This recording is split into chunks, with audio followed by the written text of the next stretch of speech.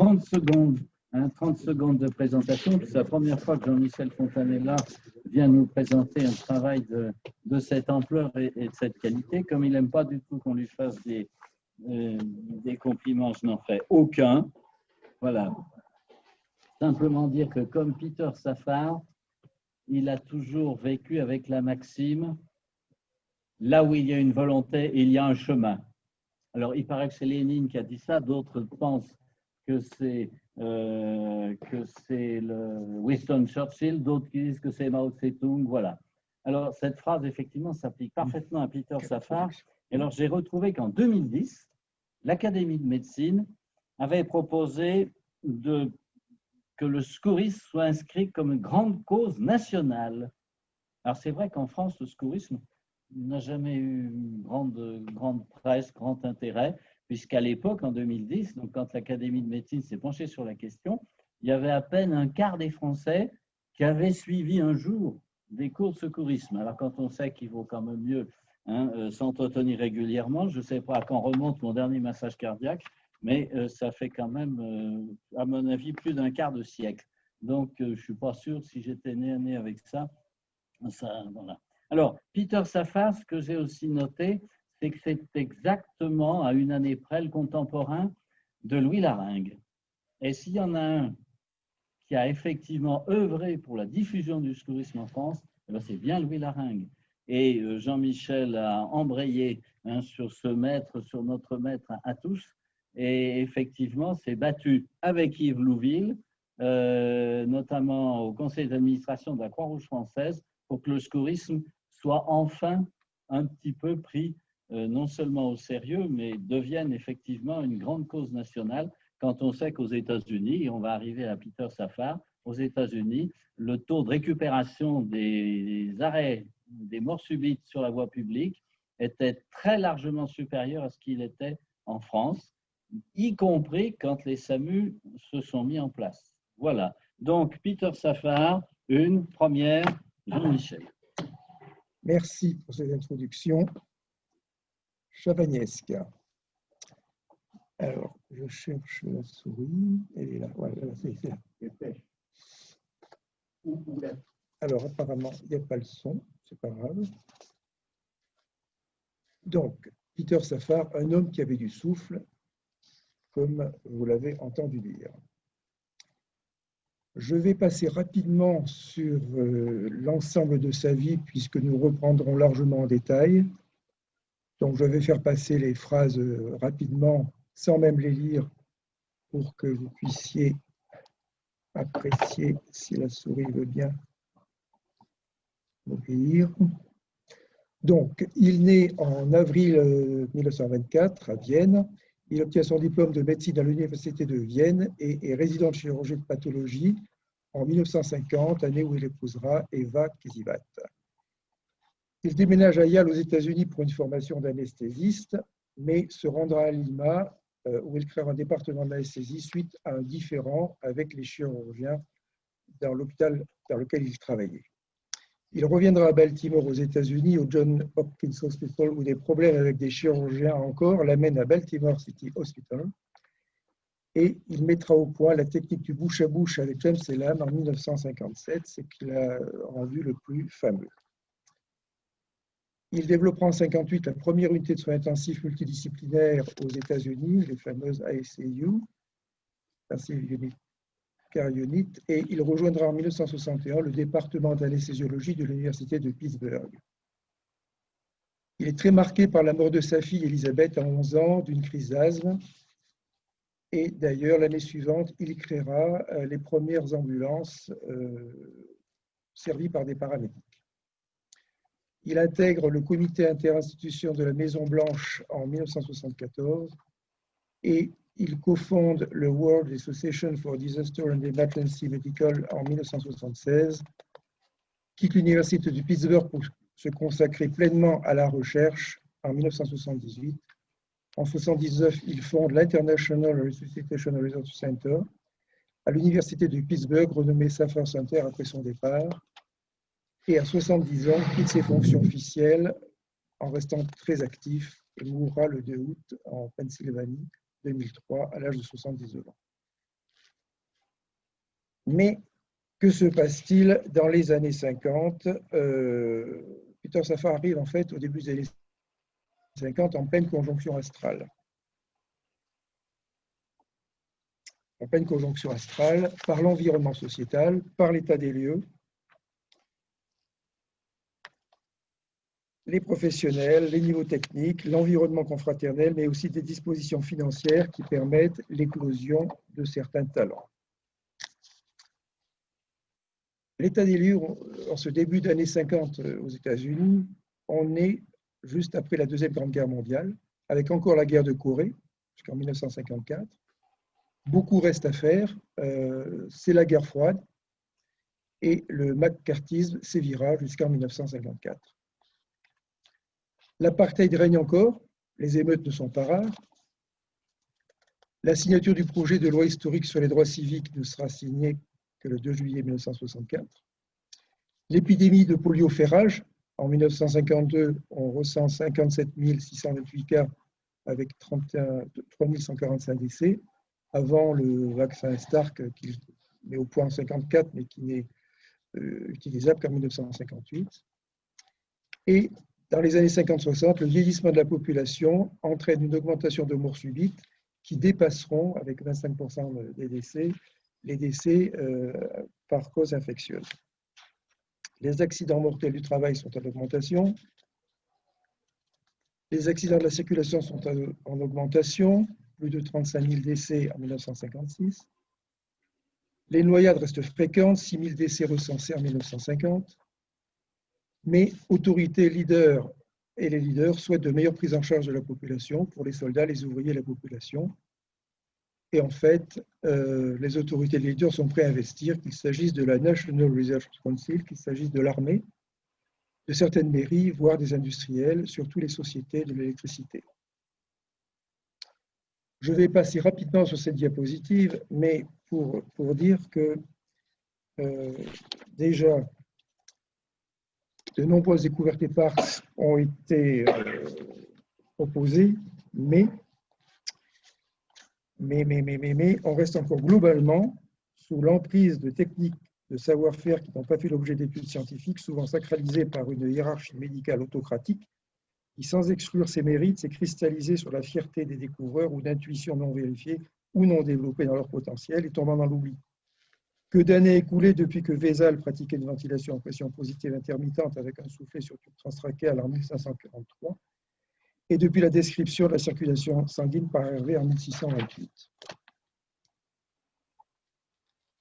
Au début de la décennie 50, comment sont traitées les urgences concernant les détresses ventilatoires? Les vieilles techniques règnent encore sans partage, autant dans les blocs opératoires ou après les interventions, comme en secourisme citoyen.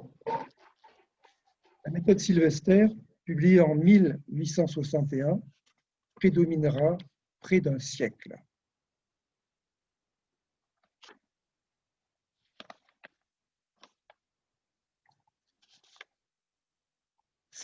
Déjà co-découvreur de l'adrénaline en 1895, Schaeffer, qui a pressenti l'insuline, proposera sa propre méthode en 1903 à Londres, qui s'enseignera plus de 60 ans.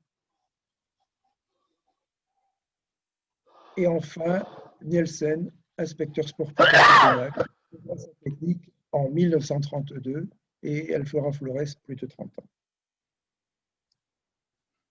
Sur le plan hémodynamique, et unique et exclusivement à l'hôpital devant un arrêt cardiaque, on pratique le massage cardiaque direct, bien que Mass ait déjà décrit un massage cardiaque externe avec succès en 1892.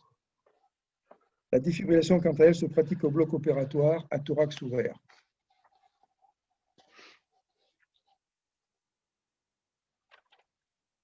Suite aux découvertes de chiffres sur le chien en 1874, là on s'assure que le cœur ne bat plus puisque l'aiguille intracardiaque ne bouge plus. C'est le test de l'arrêt cardiaque. Donc, suite aux découvertes de chiffres sur le chien en 1974, le massage cardiaque chez l'homme est pratiqué par un abord sous-diaphragmatique, voire transdiaphragmatique, si le premier est inefficace, on va le voir à la suite.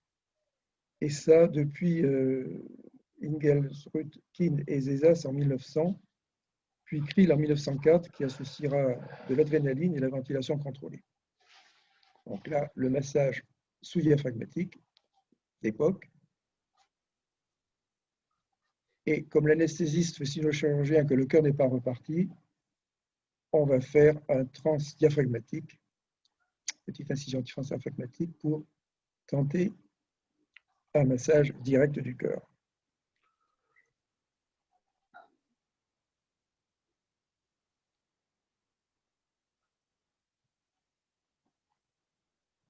Ah, pas grand-chose, c'est pas grave. Alors, on s'enhardit sur les ouvertures et le massage cardiaque est de plus en plus pratiqué entre deux mains, à thorax ouvert, surtout après les publications de Vigueur en 1940, qui le pratique chez le chien, celui de défibrillation.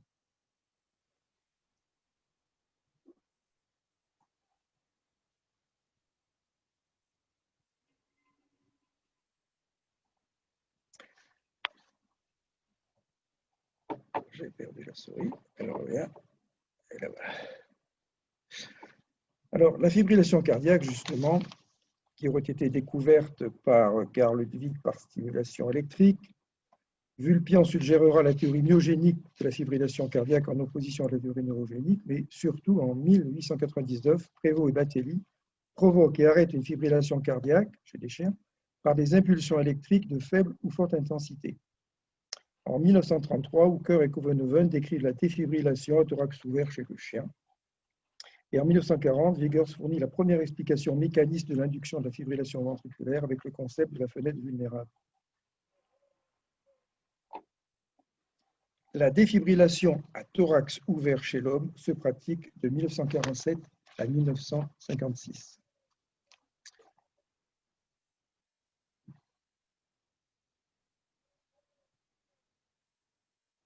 Alors, ces extraits de films sont d'époque. Alors, concernant le traitement des urgences, il n'existe aucun service de réanimation hospitalier aux États-Unis. Les constructeurs imposent de finir leur stock de poumons d'acier. Et au bloc opératoire, les accidents d'anesthésie, par l'éther, le chloroforme et le début de la lotane, sont extrêmement importants. Ça donne toute une ambiance. Concernant le transport des blessés, ils sont effectués par des policiers, par des pompiers ou des entreprises funéraires, des fois dans la même ambulance d'ailleurs que les cadavres. Aucune formation des personnels, pas d'accessibilité sur l'ensemble du patient, peu ou pas de matériel d'urgence à bord. Pour Safar, il dira qu'en Pennsylvanie à cette époque, il est plus difficile d'obtenir un permis de coupe de cheveux que d'être un ambulancier responsable de transport de patients les plus graves. L'humour américain. Alors, concernant le traitement des urgences, les associations de premiers secours ont adhéré aux méthodes manuelles et les conservent jalousement. Il y a toute une hiérarchie d'enseignants, de moniteurs, d'instructeurs, et ils veulent garder leur technique, et le plus souvent, ils ne sont pas encadrés. Néanmoins, des velléités vont survenir, des graines sont là, mais les désherbants aussi. Un certain Motley, lors d'une conférence sur la réanimation, dira la nécessité de prendre en considération le bouche à bouche pour remplacer la méthode Schaeffer, et un certain Penck proposant un masque facial avec un tube pour l'insufflation, 1948, mais ces idées ne sont pas prises en compte. Pourtant, une impression de mort évitable se généralise dans le milieu médical. Claude Beck évoque un vécu humiliant au bloc opératoire suite à un arrêt cardiaque sur table. Son assistant court appeler les pompiers qui interviennent au bloc, sans résultat. Humilié, il décide que toute réanimation de patient se fera donc au bloc opératoire par le corps médical. Et en 1947, d'ailleurs, il réalisera la première défibrillation à thorax ouvert avec succès après avoir massé le cœur d'un jeune patient pendant 45 minutes. Et plus tard, il évoquera la notion d'un cœur trop bon pour mourir. James Elam, dès 1946, pratique souvent l'anesthésiste. Il pratique souvent le bouche à bouche par réflexe instinctif sur des paralysies bulbaires trouvées par hasard dans les couloirs de l'hôpital. Et lorsqu'il transporte les patients depuis la salle d'induction jusqu'au bloc opératoire, il répertoriera entre 1850 et 1950 108 méthodes manuelles de respiration artificielle. Et en 1954, il publiera dans le New England Medical Journal le résultat d'une étude démontrant que l'air expiré est compatible avec la vie, mais aucune réaction du corps médical.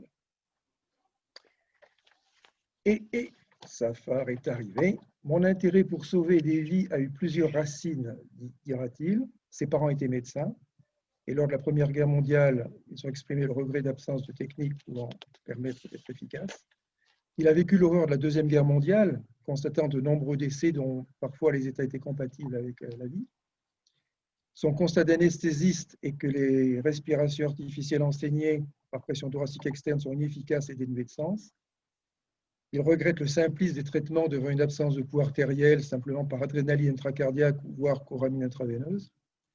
Et pourtant, en parallèle, il reconnaît que l'insufflation d'air expiré sur sonde d'intubation est efficace, notamment lors des trajets de salle d'induction, comme ELAM, du bloc opératoire, de la salle d'induction au bloc opératoire par nombre d'anesthésistes, et il reconnaît l'efficacité reconnue de la positive intermittente et du massage cardiaque à thorax ouvert.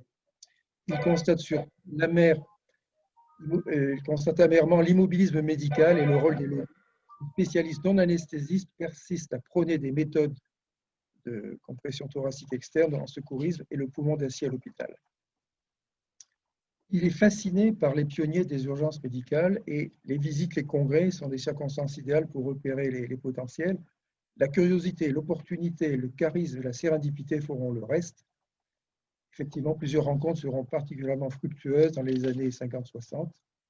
En 56 avec Elam, en 59 avec Couvenhoven, 60 Layardal, 61 Gordon, 61 Jude, 63 Knickerbocker et 63 Negowski. On rentrera dans les détails après. Il décrira plusieurs étapes dans sa vie professionnelle, notamment les années 50 de la respiration, 60 hémodynamique, 70 réanimation cérébrale et les années suivantes la plan réanimation. Et concernant les années de la réanimation, l'illumination. En octobre 1956, Peter Safar et James Elam se rencontrent au congrès des anesthésistes américains à Kansas City. Et en fait, ils parlent ensemble et Elam lui demandera s'il peut le ramener à Baltimore, qui est leur ville commune à tous les deux.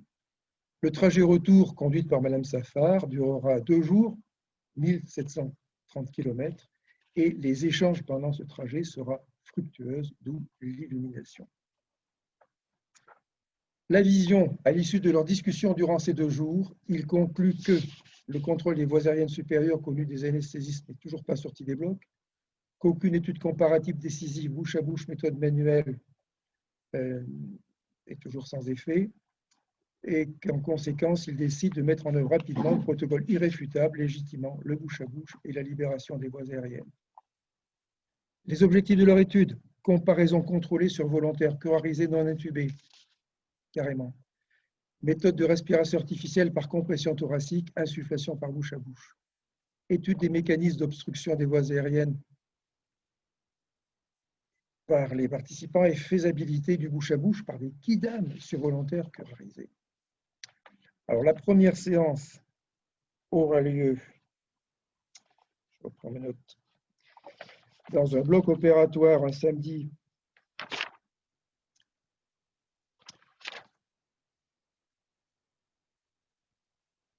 de fin 1957, et il a récupéré des volontaires. Chaque volontaire touchait $150 par séance, sachant qu'à l'époque, un résident touchait $100. C'est pour vous donner un petit peu la notion. On va le voir nous expliquer tout ça, mais si j'ai bien compris, j'avais le son a disparu de ma présentation, donc je vais traduire. Donc, il nous explique lui-même les moyens et les conditions établies pour son étude de ce film de sa 18e séance expérimentale sur les 49 réalisés, permettant de comparer les différentes respirations artificielles. C'est dommage qu'on n'ait pas sa voix, elle était rocailleuse, elle était particulière, elle était typique. Pour être dans des conditions réalistes, la simulation est faite par sélection de 32 sujets volontaires, médecins et infirmiers, hommes ou femmes, de différentes tailles, entre 55 et 105 kg. Les sujets seront curarisés pour simuler des sujets en apnée. Et des sauveteurs sont sélectionnés pour chaque méthode de respiration artificielle. Aucun sujet ne dispose de tube trachéal. Alors, les sujets sont préparés par 20 mg de scopolamine, plusieurs doses de mépéridine, soit 300 mg en 20 minutes en général. Puis une fois le sujet inconscient, injection de 1 à 4 mg de succinylcholine. Voilà, ici, l'injection du curare. L'expérience se fait sous enregistrement de la spirométrie, de l'oxymétrie auriculaire qui existe déjà, de la fraction expiratoire de gaz carbonique et prélèvement de gaz du sang. Les méthodes manuelles thoraciques avec élévation des bras sont effectuées par des instructeurs experts de la Croix-Rouge américaine et par le capitaine McMahon, carrément, hein, le chef des ambulanciers et des pompiers de Baltimore, donc les meilleurs sauveteurs de l'époque. Le pneumographe montre qu'avec ces méthodes manuelles, l'air reste piégé dans les poumons et les espaces morts, et aucun échange gazeux n'a lieu par chute du menton. Donc toutes les méthodes évoquées tout à l'heure sont décrites les unes derrière les autres, avec un piètre résultat, la spirométrie.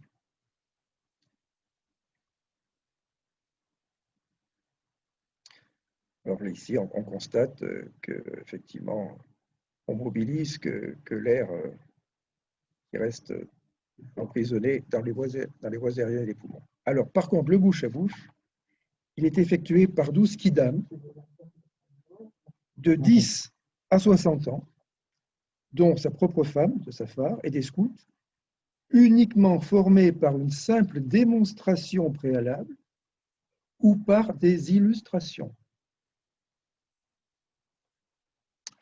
Et donc, on constate que les méthodes manuelles ne mobilisent que peu ou pas d'air,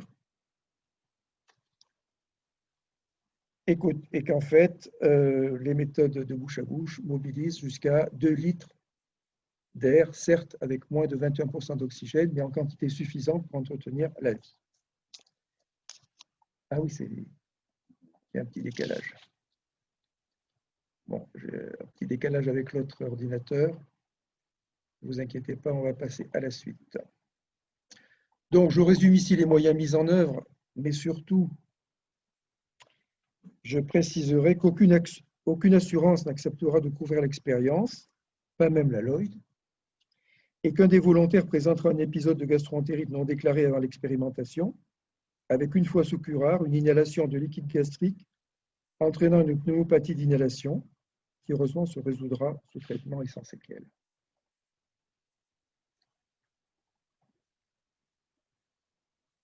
Les résultats sont sans appel. En mars 1957, Safar et Elam, une fois leur technique de réanimation bouche à bouche mise au point, achèvent leur étude et dévoilent les résultats. Les méthodes manuelles entraînent des volumes courants inférieurs à l'espace mort chez 2/3 à 3/4 des volontaires curarisés et aucun échange gazeux chez 1/3 des volontaires curarisés. À l'inverse, le bouche à bouche, quant à lui, entraîne des volumes courants de 1 à 2 litres et les gaz du sang sont subnormaux chez tous les volontaires curarisés. En 1957, l'US Army adopte officiellement la technique du bouche à bouche avant même la publication des résultats. Et oui, ils sont encore en zone de guerre. En 1958, publication dans le New England Journal of Medicine, la publication fait l'effet d'une bombe sur l'ensemble de la communauté médicale, remettant totalement en cause les techniques manuelles, pourtant largement approuvées antérieurement par les sociétés savantes. La même année, adoption par l'Académie nationale des sciences, qui déclare l'inclinaison en arrière de la tête avec ventilation directe bouche à bouche et la méthode de choix de la respiration artificielle pour adultes et enfants. La même année, la méthode de bouche à bouche est aussi adoptée par la Croix-Rouge américaine, par le service de santé publique des États-Unis, par le département de la Défense, et les ouvriers des entreprises installant le réseau électrique, notamment la société Edison, sont rapidement formés. Les documents de pédagogie suivent rapidement. En 1958, Safar et Elam coécrivent le premier ouvrage pédagogique sur le bouche à bouche, le fameux Mouth to Mouth, encore appelé Kiss of Life, et la diffusion du bouche à bouche nécessite un matériel d'entraînement. Safar a essayé de faire construire un mannequin d'enseignement par l'armée, mais sans succès. Après une conférence de Peter Safar en Norvège sur la réanimation cardio-pulmonaire à la fin de 1958, un médecin norvégien en parle à un de ses amis, un certain Asmund Layardal, fabricant de poupées mais très entreprenant. Ce dernier, Asmund Layardal, vient voir Safar au Baltimore City Hospital au printemps 1960. Ensemble, ils concluent qu'un mannequin est nécessaire, qu'il doit être féminin et compatible avec la pratique de la libération des voies aériennes et du bouche à bouche. Un prototype de poupée rapidement réalisé et présenté à Peter Safar est lancé fin 1960, 6 mois. Le savoir-faire de Layardal sur les matières plastiques, son imagination, sa motivation et les bons conseils donneront naissance à la fameuse Ressuciane. Lorsque Peter Safar et Asmund Layardal créent le mannequin de secours Ressuciane, ils choisissent le masque mortuaire d'une jeune femme noyée dans la Seine en 1880 comme modèle du visage de la poupée, faisant de cet inconnu de la Seine le visage le plus embrassé de tous les temps. En effet, à cette époque, un pathologiste de la morgue de Paris avait été tellement fasciné par sa belle et sereine expression de visage qu'il avait fabriqué son masque mortuaire en cire qui avait su résister à l'épreuve du temps et dont les copies étaient devenues un objet de décoration intérieure. C'est ainsi que Layardal repère ce masque dans la salle de séjour de son père, en Norvège. Ce dernier l'avait acquis lors d'un voyage à Paris. Alors, c'est donc ce visage qui sera retenu et ce sera le visage de la poupée Ressuciane.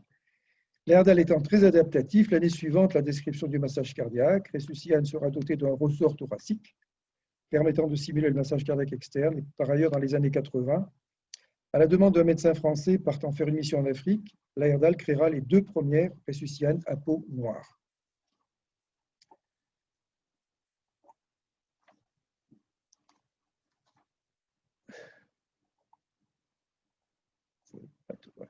Alors, les années de l'hémodynamique. Au printemps 1959, lors d'une réunion à Birmingham de la Southern Society of Anesthesiologists, après un exposé concernant le bouche à bouche par des secouristes, un participant remarque que seulement la moitié du travail est accompli, le temps qu'une méthode de circulation artificielle praticable par des secouristes n'a pas été découverte. Le bouche à bouche en soi ne peut pas suffire, bien sûr, à sauver les gens en arrêt cardiaque. Et alors, la solution sera au cœur de la sérendipité.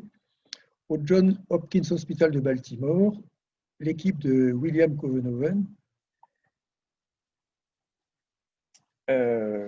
qui est donc ingénieur en électricité, dispose d'un laboratoire étudiant tout particulièrement la défibrillation du cœur.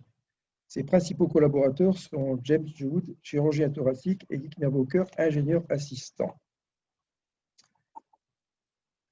Alors en fait, concernant l'hémodynamique, on a su défibriller en externe avant que le principe du massage cardiaque ne soit validé. Effectivement, Covenhoven, Jude et Knickerbocker, qui travaillaient sur la défibrillation, s'étaient fait doubler par un certain Paul Maurice Zoll et travaillaient désormais sur les délais au-delà desquels la défibrillation cardiaque n'avait plus d'effet. Zoll, en effet, avait déjà réduit une défibrillation cardiaque par choc électrique externe en 1956. Il avait mis au point le monitoring ECG avec alarme en 1953. Il avait mis au point le pacemaker implanté en 1965 et le pacemaker externe autonome en 1982. Donc, au cours d'une expérience de défibrillation, sur un chien disposant d'un cathéter fémoral artériel, l'équipe de Knickerbocker, de Covenhoven, constate qu'en appuyant fortement les 2 palettes du défibrillateur sur le thorax, un pic important de pression artérielle est enregistré sur le capteur de pression artérielle. Intriguée, l'équipe reproduit l'expérience. Par sérendipité, en cherchant à améliorer la technique de défibrillation cardiaque, il redécouvre que le massage cardiaque externe produit une importante onde de pression artérielle. Sur la foulée, Jude opère une femme, il est chirurgien, il opère, et lorsqu'il opère une femme de la vésicule un peu obèse, par surdosage d'allotane, un arrêt cardio-respiratoire survient sur table. Et au lieu de faire ce qui était classique autrefois, d'ouvrir la cage thoracique et de faire un massage direct, il va pratiquer le massage cardiaque externe avec une ventilation, pression positive intermittente et de l'oxygène. Retour de l'activité cardiaque, une bonne fin d'intervention sans suite négative.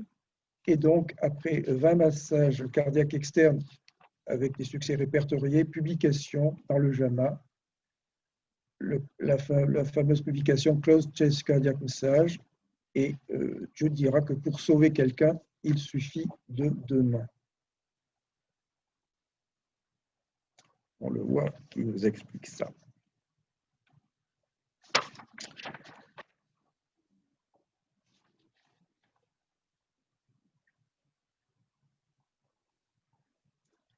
Mais l'équipe de Kouvenoven, Jude et Kinaboker pense que la compression thoracique réalisée lors du massage cardiaque assure une ventilation suffisante.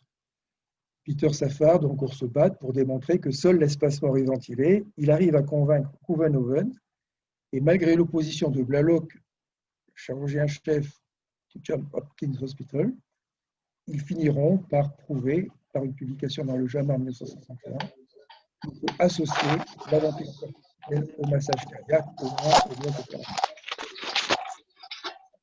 Finalement, la réanimation cardiopulmonaire, le lien formel entre les techniques de ventilation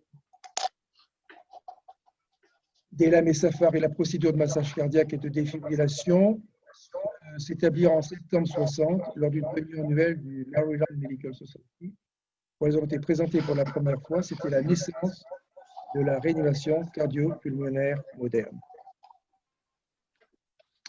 Archie Gordon les rejoindra après la validation de la technique pour les enfants.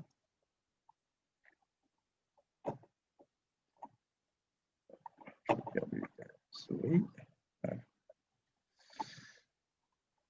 Sous les auspices du Conseil national de la recherche scientifique, Elam, Gordon, Jude, Safar forment un comité de travail sur la réanimation cardiopulmonaire au sein de l'American Heart Association, qui a été reconnu comme gestionnaire officiel de la réanimation cardiopulmonaire. Et ce comité de la réanimation cardiopulmonaire développera le premier guide national, qui sera publié en 1966, qui détaillera notamment l'enseignement de la réanimation cardiopulmonaire avec les fameux acrostiches de Gordon. A comme airway, B comme breathing, C comme circulation, complété par D comme drugs, E comme électrocardiographie, F fibrillation treatment, G gluing, H hypothermie et intensive care. En 1972, Leonard Cope fera la première formation de masse à Seattle, formant 100 000 personnes en 2 ans. Alors, par ailleurs, Safar avait ses entrées à la Maison-Blanche. En 1958, vous vous souvenez que le premier Sputnik est parti en 1957, le premier Sputnik russe. Donc les Américains sont bouchés et Humphrey, le vice-président, se rend à Moscou. Il rencontre le chef du PC soviétique, Khrouchtchev, et il demande à rencontrer le directeur de l'Institut de ressuscitologie russe, Vladimir Negovski, et son principal chercheur en défibrillation cardiaque, Gurevitch. Et en revenant,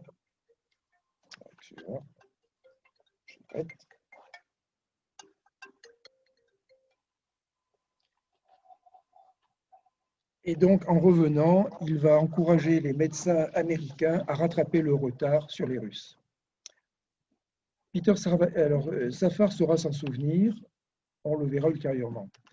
Il travaille dur pour populariser la procédure de la réanimation cardiopulmonaire dans le monde entier, participant à de nombreux congrès relatifs aux urgences médicales, y compris derrière le rideau de fer, ce qui n'est pas banal à l'époque, bien sûr. Lors d'un congrès, d'ailleurs, il va réparer un projecteur qui est tombé en panne avec son couteau suisse. Ça ne fonctionnait pas toujours bien derrière le rideau de fer. Après les bons gestes, les bonnes structures, il va créer en 1958 la première unité de soins intensifs multidisciplinaires aux États-Unis, création des intensivistes à Pittsburgh, un infirmier spécialisé dans certains domaines en réanimation. En 1967, les premières ambulances avec paramédics. En 1968, les recommandations pour les services médicaux d'urgence, avec une première réunion de conseil en 1968. Et en 1971, la Critical Care Medicine Organization and Staffing, les fameuses Intensive Care Units. En fait, c'est certains drames qui ont poussé Safar à agir. En 1966, un certain David Lawrence, sénateur-maire de Pittsburgh, 37e gouverneur de la Pennsylvanie, c'est vous dire, présente une attaque cardiaque lors d'un meeting. Le voilà. En fait, dès les premiers signes, il est transporté par un fourgon d'urgence de la police Certes, une infirmière est à bord, mais l'inhalateur est défectueux, le véhicule roule très vite, l'infirmière chute, elle ne peut même pas le masser. Il arrive à l'hôpital, le corps est récupéré, mais le cerveau présente des souffrances irréversibles, il décédera 15 jours plus tard. Les drames frappent encore. En 1966, une autre tragédie le touche et le marquera à vie. Pendant qu'il était à une conférence avec son épouse, sa fille Elisabeth, de 11 ans, asthmatique, au cours d'une crise assez sévère, présente un coma et mourra elle aussi peu après son arrivée à l'hôpital.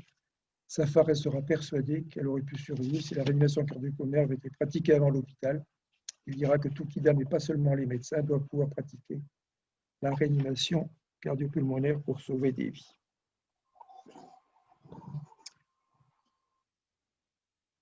De fait, comme dans tout le pays en 1967, l'ensemble du transport ambulancier d'urgence à Pittsburgh reste à réformer. La police gère officiellement les services d'ambulance municipales. Les transports de routine sont effectués par des compagnies funéraires. Aucun encadrement médical n'existe. Peu et pas de soins sont pratiqués aux patients pendant le transport. À bord, l'équipement matériel est absent ou vétuste. Beaucoup de patients meurent lors des trajets vers l'hôpital. Et par ailleurs, les ambulances municipales sont composées d'officiers de police et en cas de violence ou de toxicomanie, la police est en conflit d'intérêts.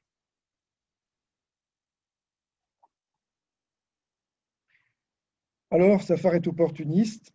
Chacun doit trouver une solution à ce problème. S'il n'y a pas d'ambulance adaptée, il faut les créer. Ce sera Freedom House Enterprise Corporation Ambulance Service qu'il va créer l'année suivant la mort de sa fille. Il en confiera la responsabilité à Nancy Caroline, que vous voyez ici, entourée en bleu. Et ils créeront ensemble Freedom House Enterprise Service. Voici l'inauguration le 16 juin 68 de ces ambulances. Et le programme était très particulier. Ils recrutaient des Afro-Américains privés de leurs droits dans la ville. Ils cherchaient spécifiquement d'anciens prisonniers, des toxicomanes, des personnages au chômage depuis longtemps. Il fallait oser. Et en fait, la première année est un vrai succès. Presque 6 000 interventions, plus de 15 par jour. 4 627 transports de patients, même pas 2% de décès par rapport à ce qui se passait autrefois. Ça n'avait rien à voir. Et initialement prévu pour un district, le service interviendra dans toute la ville rapidement. Et les équipes de Freedom House Ambulance Service seront les premiers paramédics des États-Unis. La formation des paramédics par Nancy Caroline, la disposition et les arrangements des cellules sanitaires, les équipements, la dotation des ambulances seront pris comme modèle par le ministère de la Santé de tous les États-Unis.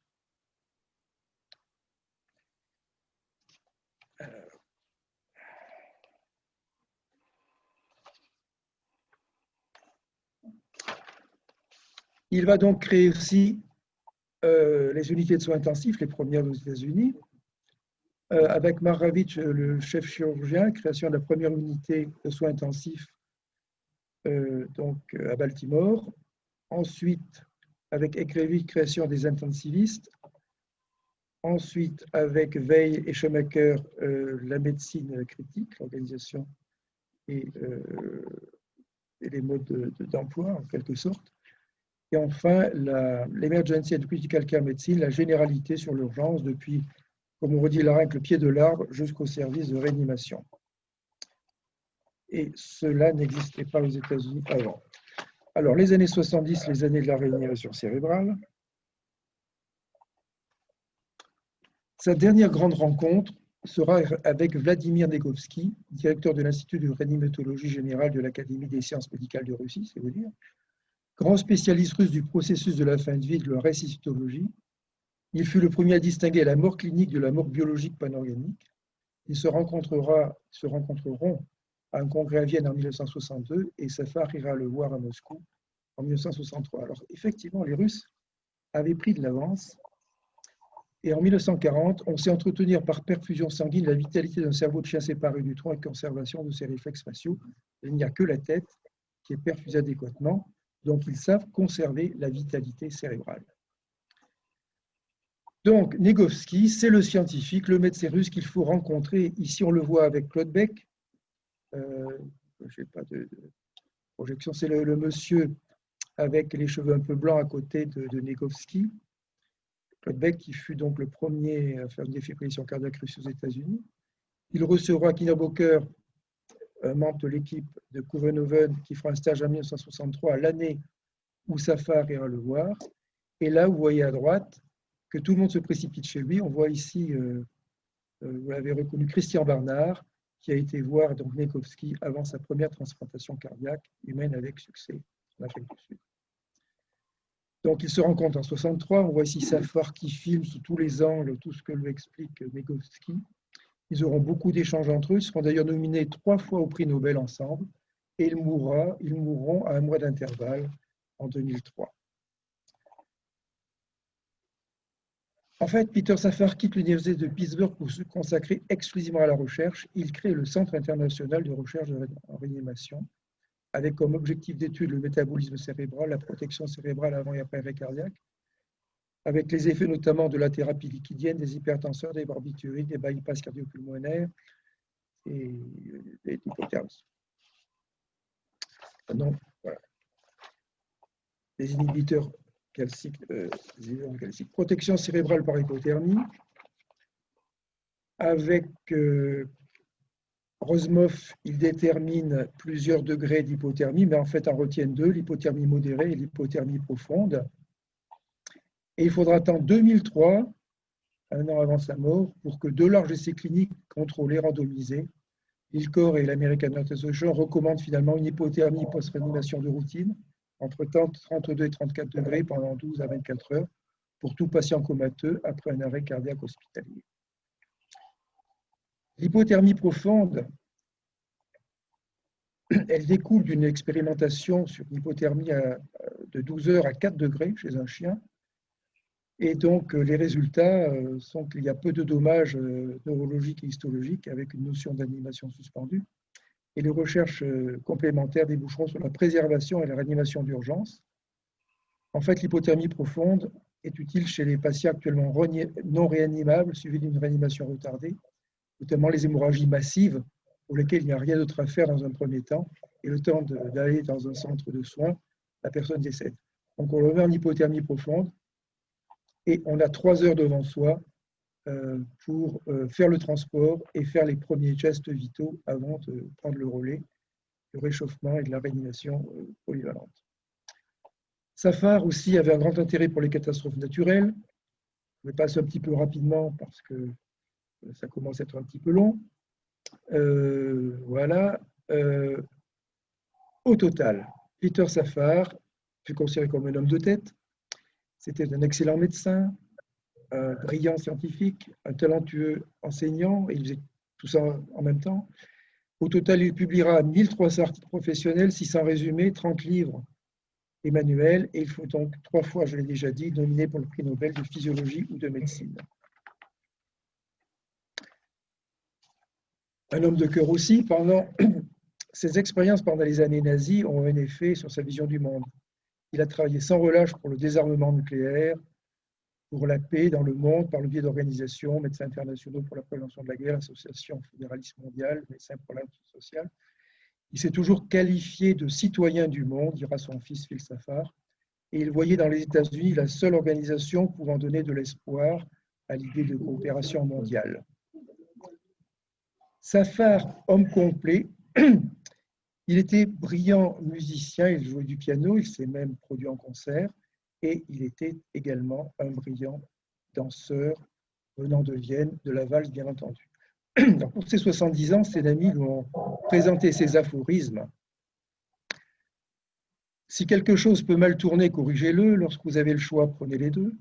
Plusieurs projets mènent à des succès multiples. Commencez par le haut, continuez vers le bas. Faites-le selon le livre, mais soyez l'auteur.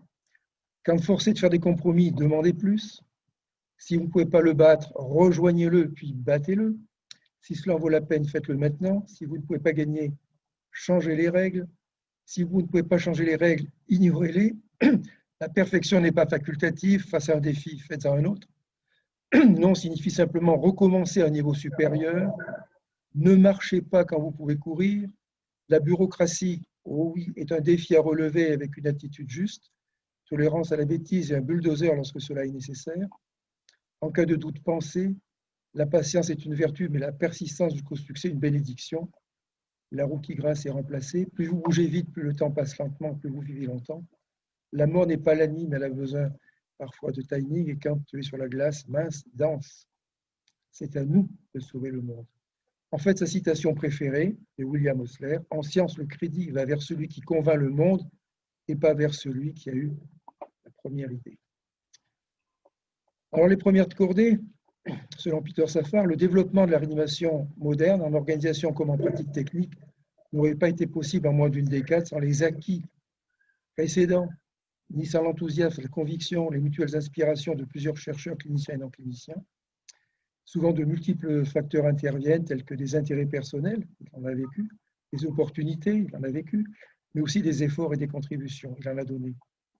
Là, une toute petite diapo pour moi. J'ai eu la chance d'être reçu un mois en stage chez lui et il m'a dédicacé son livre Advancing Cardiopulmonary Resuscitation en 1978, pendant le mois où il a fait l'honneur de me recevoir. Il avait une rare combinaison de génie, d'élégance et de dynamisme, dira son successeur, Kochanek. Donc, le temps des reconnaissances se fait, je passe un peu vite. Il bénéficiera de très nombreux remerciements sous la forme, excusez-moi, d'être nommé docteur honoris causa à de nombreuses universités, Mayence en 72, Campinas au Brésil en 96, Magdebourg en 97, Prague 2003, est honoré par les académies allemandes des sciences naturelles, autrichiennes des sciences, les Russes. Il est fait croix d'honneur par l'Académie des sciences autrichiennes. Il mourra tranquillement et discrètement à 79 ans. Et donc, un grand merci, Monsieur Peter Safar, pour tout ce que vous nous avez légué.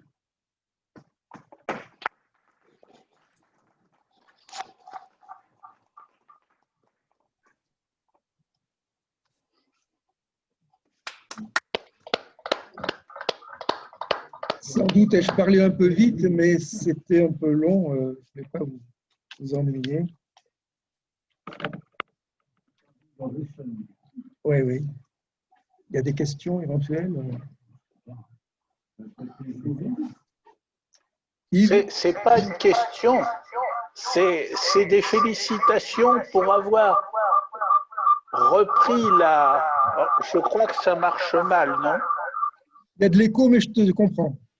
Hein? Non, non, merci pour cette très brillante intervention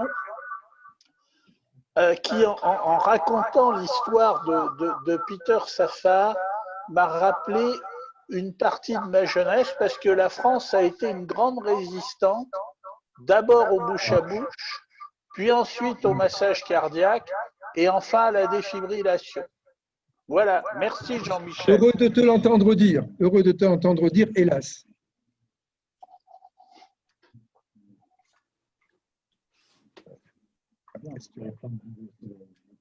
Oui. Quand j'ai découvert ces films, c'était jubilatoire. L'insertion de films dans le diaporama, c'est. Je pense que c'est pas ça existait, ça.